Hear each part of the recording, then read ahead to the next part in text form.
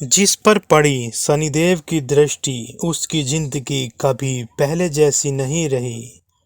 रात का सन्नाटा था और एक व्यक्ति अपने जीवन में बार बार हो रही घटनाओं से परेशान था।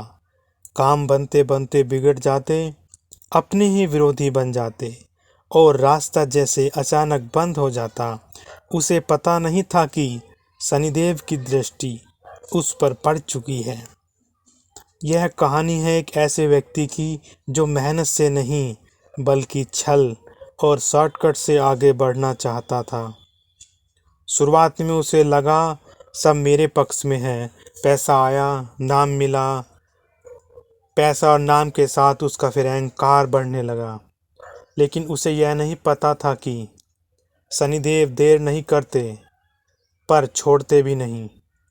शनि की तीसरी दृष्टि। नौकरी चली गई, मित्र दुश्मन बन गए, घर में कलेश शुरू हो गया, रात को नींद गायब हो गई। इतना सब होने के बाद डॉक्टर के पास गया। डॉक्टर बोले सब ठीक है, लेकिन मन अंदर से टूट चुका था। यही होता है शनि की तीसरी दृष्टि में, जहां इंसान को संघर्ष में डाल दिया जाता है।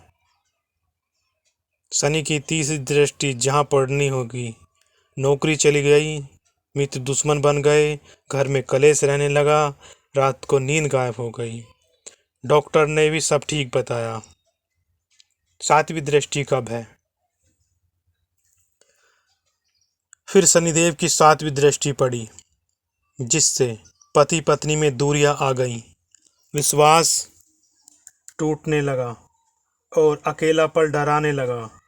भीड़ में होते हुए भी वह व्यक्ति खुद को अकेला महसूस करने लगा।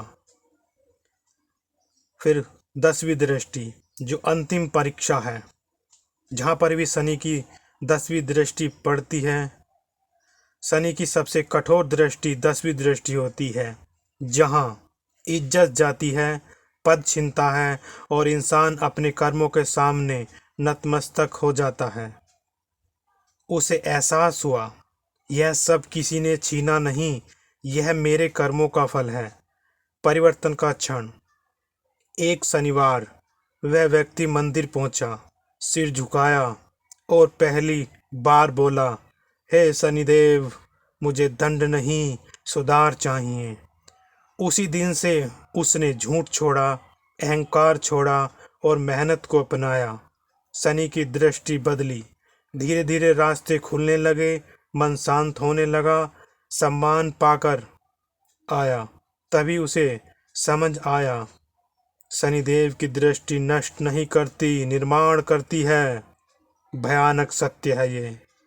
याद रखिए, अगर आप गलत कर रहे हैं तो शनिदेव आपको देख रहे हैं, और अगर आप सही कर रहे हैं तो वही शनिदेव आपकी सबसे बड़ी ढाल बन जाते हैं।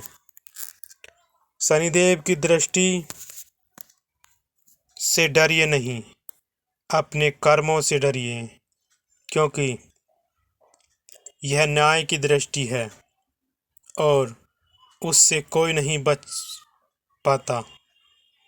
शनिदेव की तीनों दृष्टियां ही अगर बुरे कर्म करोगे तो बुरा प्रभाव दिखाएंगी। जैसे इस कहानी में नौकरी चली गई, मित्र दुश्मन बन गए, घर में कलेश शुरू हो गया, रात की नींद गायब हो गई, अपने ही परिवार में उसे